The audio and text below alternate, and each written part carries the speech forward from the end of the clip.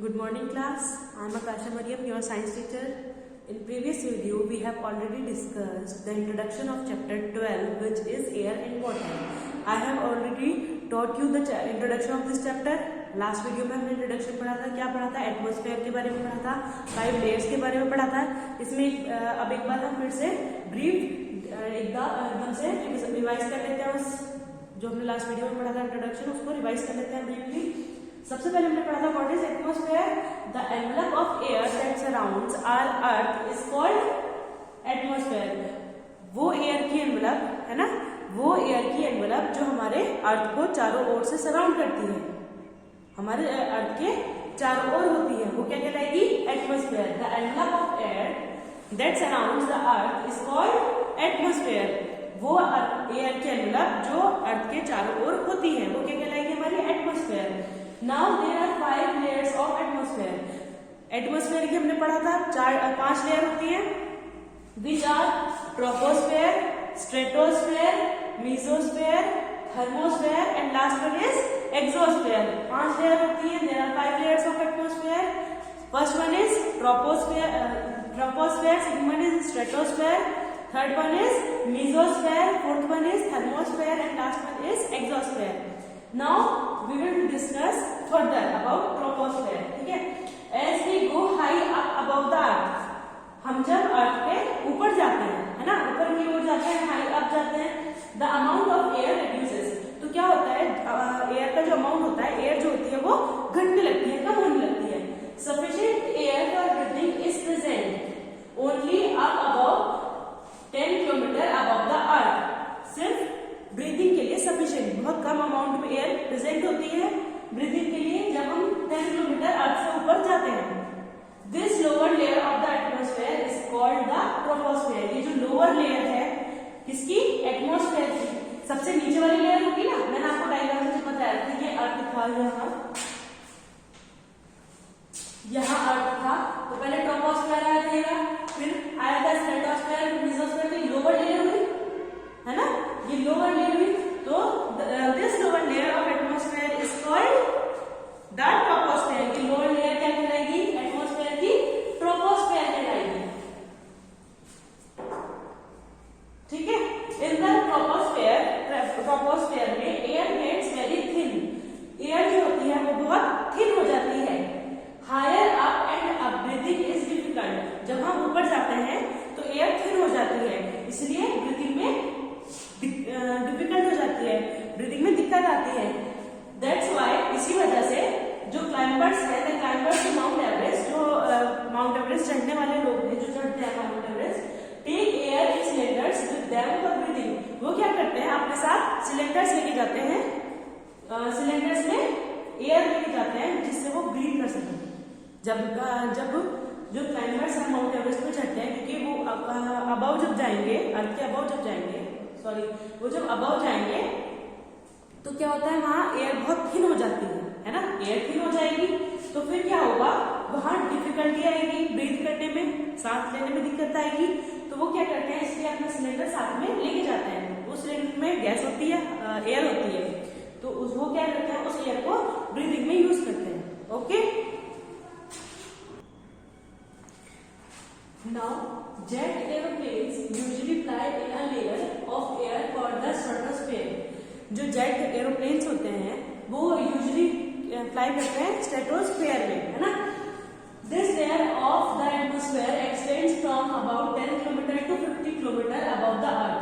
और ये लेयर जो है वो कितने डिस्टेंस पे है, this layer of the atmosphere extend, कितनी एक्सटेंड करी है, from 10 kilometre to 50 kilometre above the earth. Earth के 10 to 50 kilometer above. Okay. There is very little air in the stratosphere. Stratosphere में very little air present होती है ना, बहुत कम. That is why cabins of jet airplanes are filled with air and all doors and windows are completely sealed before the airplane flies. इसी वजह से क्या होता है, जब जेट एरोप्लेन्स उड़ते हैं तो उससे पहले उसको पूरा फिल कर दिया जाता है एयर से, और उसके बाद वो उसके जो डोर्स और विंडोज होते हैं उनको सील कर दिया जाता है, इससे पहले वो उड़ता है. From the before the aeroplane flies, उड़ने से पहले उसमें हवा भर दी जाती है, एयर भर दी जाती है किसमें, एरोप्लेन्स में, और उसके बाद उसके डोर्स एंड विंडोज सील कर दिए जाते हैं, क्योंकि अगर एयर मतलब वो खुले रहेंगे तो एयर वो बाहर निकल जाएगी और बाहर से अंदर मिलेगी नहीं, और तो एयर है नहीं वहां, है ना। इस वजह से वो क्या कर देते हैं, सील कर देते हैं ऑल डोर्स एंड विंडोज को। एक बार फिर से पढ़ते हैं, jet aeroplanes usually fly in a layer of air called the stratosphere. Jet aeroplanes कहाँ फ्लाई करते हैं, यूजुअली स्ट्रेटोस्फेयर में। In which layer of air stratosphere, in which layer of air jet aeroplanes usually fly? तो कौन से में करते हैं, स्ट्रेटोस्फेयर में। This layer of the atmosphere extends from 10 kilometer to 50 kilometer above the earth. There is very little thin air in the stratosphere. Okay, that is why cabins of jet airplanes are filled with air and all doors and windows are completely sealed before the airplane flies. इसीलिए उसको पहले ही सारे doors और Windows को पहले seal कर देते हैं, क्योंकि उस लेयर ऑफ एयर में क्या होता है, बहुत थिन एयर होती है और बहुत लिटिल होती है, वेरी लिटिल एयर। इसकी वजह से सारे डोर्स एंड विंडोज को सील कर देते हैं। Next is mesosphere. It is about 50 to 80 kilometre above the earth surface. ये कहाँ है, 50 to 80 किलोमीटर अर्थ की सरफेस से अबव है ना। Temperature decreases with increasing altitudes. जब एल्टीट्यूड इंक्रीज होता है तो टेम्परेचर डिक्रीज हो जाता है, ठंड हो जाती है। थर्मोस्फेयर नेक्स्ट लेयर है और it extends from 90 to 500 kilometre above the earth. और कितनी है ये, कितनी एक्सटेंड करती है, 90 to 500 kilometre, 90 to 500 kilometre above the अर्थ। कितनी एक्सटेंड कर रही है, 90 से लेके 500 तक अर्थ के अबव। The space shuttles orbit in this region. इस रीजन में क्या होता है, shuttles orbit. Okay, the space shuttles orbit in this region. Next one is exosphere. Exosphere कौन सी है, लास्ट लेयर है, हमें सबको पता है। फर्स्ट क्या थी, troposphere, and the last one is exosphere. It is the outermost layer extending up to the thousands of kilometer.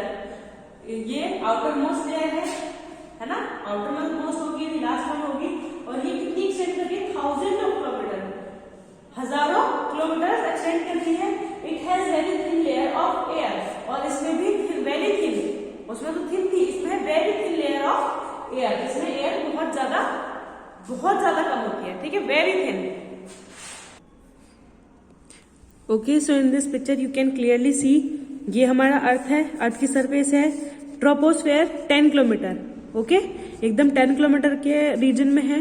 उसके बाद स्ट्रेटोस्फेयर, जहां पे एयरप्लेन्स, जेट एयरप्लेन्स वगैरह सब फ्लाई करते हैं, वो क्या है, स्ट्रेटोस्फेयर, जो कि 50 किलोमीटर की रेंज में है, 10 to 50 किलोमीटर की रेंज में है। और ट्रोपोस्फेयर हमारी 10 किलोमीटर की रेंज में है, ओके। और बाकी जितनी लेयर्स हैं वो अबव हैं, इसके भी अबव हैं। ये दो लेयर्स हमारी इस पिक्चर में शो की हैं, आप ध्यान से देखें इन्हें। Troposphere it is in 10 kilometre in range and stratosphere 10 to 50 kilometre in range, okay. Next topic is the atmosphere protects अस। जो एटमॉस्फेयर है वो हमें प्रोटेक्ट करता है, कैसे करता है। First point is it has oxygen which we use to breathe. Air में क्या है या एटमॉस्फेयर में क्या है, ऑक्सीजन है, जो हम यूज करते हैं किस चीज के लिए, ब्रीदिंग के लिए। We exhale carbon dioxide and inhale oxygen. तो हम ऑक्सीजन यूज करते हैं जो कि कहाँ, एटमॉस्फेयर में प्रेजेंट है।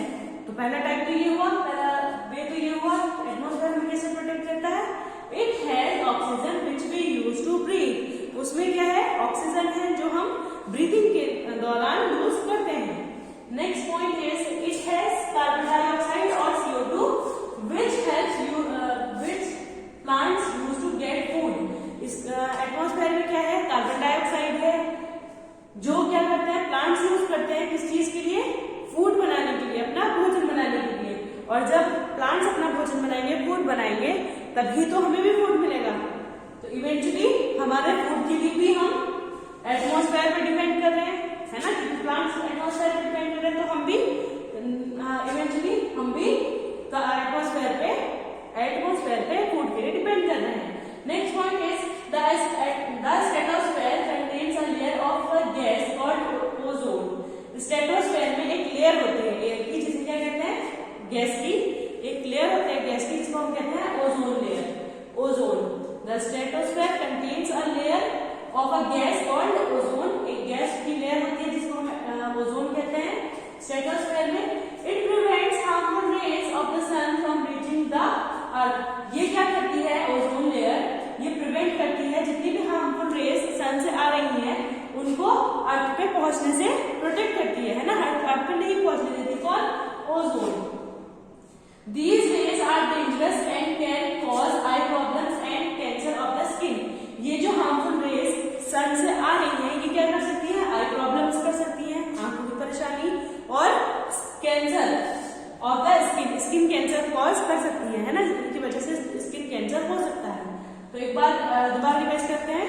एटमॉस्फेयर हमें किस किस तरीके से प्रोटेक्ट करता है? इट हैज ऑक्सीजन, इसमें ऑक्सीजन है जो हम ब्रीथिंग के लिए, हम ब्रीथ कैसे करेंगे? ऑक्सीजन चाहिए हमें, अगर ऑक्सीजन ही नहीं होगी तो हम ब्रीथ नहीं कर पाएंगे, और ब्रीथ नहीं कर पाएंगे तो हम जिंदा नहीं रह पाएंगे, क्योंकि all living things need oxygen to breathe, है ना, and all living things need breathing for living.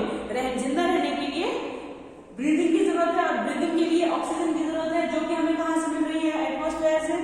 इसी वजह से एटमॉस्फेयर हमें कैसे प्रोटेक्ट कर रहा है? फर्स्ट ऑफ ऑल वो हमें ऑक्सीजन प्रोवाइड कर रहा है जो हमें ब्रीदिंग के लिए चाहिए। Next point is it has CO2 और you can say carbon dioxide which plants use to get food. इसके पास क्या है? एटमॉस्फेयर के पास क्या है? कार्बन डाइऑक्साइड है, जो कि प्लांट्स यूज करते हैं। प्लांट्स क्यों यूज करते हैं? कब यूज करते हैं? फूड बनाने के लिए, अपना फूड बनाने के लिए। जब वो अपना फूड बनाएंगे तब हम अपना फूड कहां से लेंगे? प्लांट से। और अगर प्लांट से अपना फूड नहीं बनाएंगे, उनके पास CO2 नहीं होगी, वो अपना फूड नहीं बनाएंगे, तो फिर हमें भी फूड नहीं मिलेगा, तो हम जिंदा नहीं रह पाएंगे। Without food we can't survive, है ना। So it is also a way to protect us. In this way atmosphere protects us. Okay, next point is that stratosphere contains a layer of a gas. Stratosphere में एक gas की layer होती है जिसको हम क्या कहते हैं? Ozone. Ozone is a layer of gas which is present in stratosphere. क्या करती है ये? It prevents harmful rays of the sun from reaching the earth. ये क्या करती है? जो सन से हमारी हार्मफुल रेज आ रही है वो अर्थ पे पहुंचने से पहले, मतलब पहुंचने के लिए प्रिवेंट करती है, उनको अर्थ पे नहीं पहुंचने देती। कौन? ओजोन। और ये प्रेजेंट कहाँ होती है? स्ट्रेटोस्फेयर में। Stratosphere is a layer of atmosphere, इस टाइप से भी हमें प्रोटेक्ट कर रहा है। और वो जो ये वाली लेयर्स है हार्मफुल रेज ऑफ द सन, ये जो रेज है हार्मफुल रेज, ये क्या कर सकती है? दीज रेज आर डेंजरस, ये बहुत ज्यादा डेंजरस है, and can cause I problems, ये आई प्रॉब्लम्स कर सकती है, and cancer of the skin, और स्किन कैंसर भी कर सकती है। ठीक है, इतने सारे तरीके से हमें हमारा एटमॉस्फेयर प्रोटेक्ट कर रहा है। Next topic is composition of air. Air का कंपोजिशन, ये मैंने आपको पहले भी बताया है जब मैं आपको चैप्टर एक्सप्लेन कर दी इंट्रोडक्शन में, तब मैंने आपको बताया था कंपोजिशन। एयर में क्या क्या प्रेजेंट है, मैंने आपको बताया था क्या क्या है, कौन कौन सी gases? Nitrogen, oxygen, carbon dioxide and some other gases are presented are atmosphere, are present in air, sorry are present in air. ये गैसेस कहाँ प्रेजेंट है? हमारी एयर में प्रेजेंट है। और नाइट्रोजन कितनी परसेंट प्रेजेंट है हमारी एयर में? 78%। 78%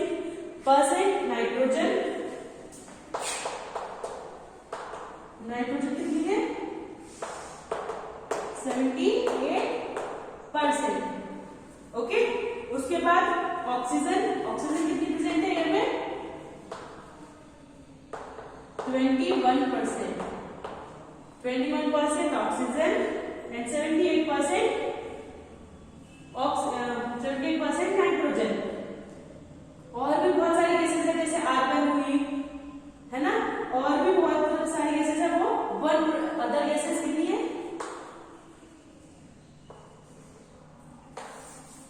पहले कार्बन डाइऑक्साइड CO2 रहेगी,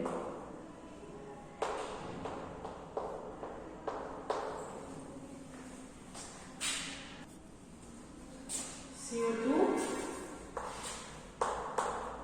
argon and some other gases। कितना प्रोपोर्शन होता है इनका? 1%, जिसमें कि CO2 का कितना होगा?